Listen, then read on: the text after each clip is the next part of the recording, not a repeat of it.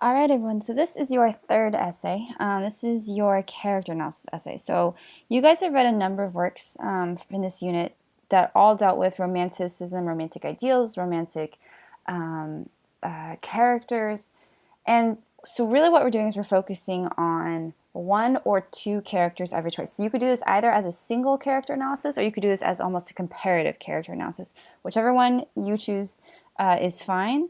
Just make sure that your analysis stays very narrow and very focused and very concrete in terms of really examining the characters and how they fit with ideas of romanticism. So you could, there's one of two ways you can do this. You can look at how the characters, if you look at the prompt, you can look at how the characters fit with the ideas of romanticism. So how are they romantic characters? What about them makes them a romantic character? Or you could do it the other way. You could show how they don't fit with the ideals of romanticism. So someone like Hester Prynne is not in every way a romantic character. She is a character who illustrates the ideas of Puritanism.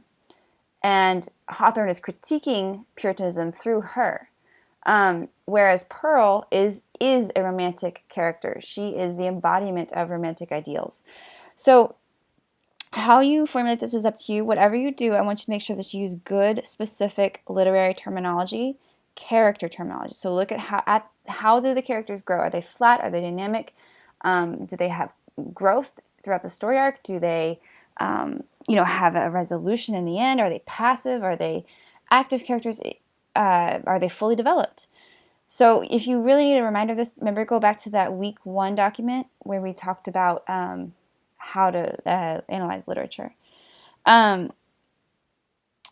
want you also to look at how these elements of characterization are formed by or affect other literary elements. So I don't want you don't have to just stick to the character is round, the character is flat. You can also tie in elements like themes, motifs, symbolism, obviously. So something like the Scarlet Letter, you're obviously going to tie the symbolism of the Scarlet Letter A into a character analysis of Hester Prynne. That's absolutely necessary.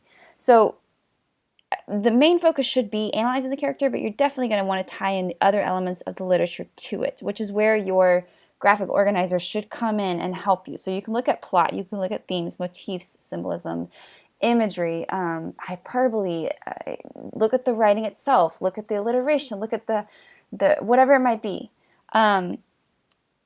Whatever you choose, make sure you have lots and lots and lots of good evidence to illustrate your ideas from the text.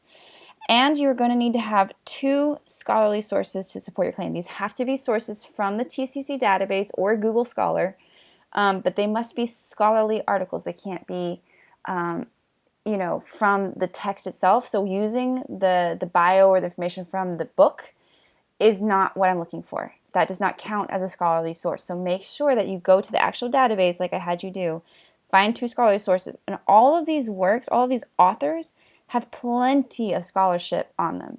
So that's why it should be very, very easy to find these. Your essay is going to be due on Sunday, April 9th, this Sunday, April 9th at midnight. 3 to 4 pages as usual, 3 down to the bottom. You kind of know the drill by now. Standard MLA, meaning you have to have correct margins, correct size, correct header, and a bibliography as always. So your choices here are very simple. You can do James Fenimore Cooper's Last of the Mohicans. You could do Natty Bumppo. You could do Chingachgook. You can choose a character that you like. You could do both. From Henry Wadsworth Longfellow, you could choose a character from any of his poetry. Same with Poe, his short stories. There's a lot of amazing characters in there that you can analyze. Nathaniel Hawthorne, Henry Melville. You can do any character from Moby Dick, of course, and from Scarlet Letter. So you have a wide variety of choices here. Choose one that is of interest to you. Choose a character you connected with or enjoyed, whether that's a villain or a hero. It's up to you. If you enjoy the character, it's much easier to write about them. So you guys are going to be rated on making sure you have a full and complete argument. So as always, have a thesis statement about how X character does or does not fit with romantic ideals because of X, Y, and Z. Give your reasons. You also want to have a proper number of outside resources. So that's 2 scholarly sources. You, of course, can pull in other information as well, but you have to have the scholarly sources. And then full analysis of whichever work you've chosen. lots of good evidence from the text and from the sources. Use of MLA, of course, good depth of analysis, scholarly language, etc., and bringing up the elements of Romanticism, so you're showing me that you fully understand the elements of Romanticism, and then the usual complete essay structure with the intro, body, conclusion, and then grammar, issue free, and all these different things that you already know.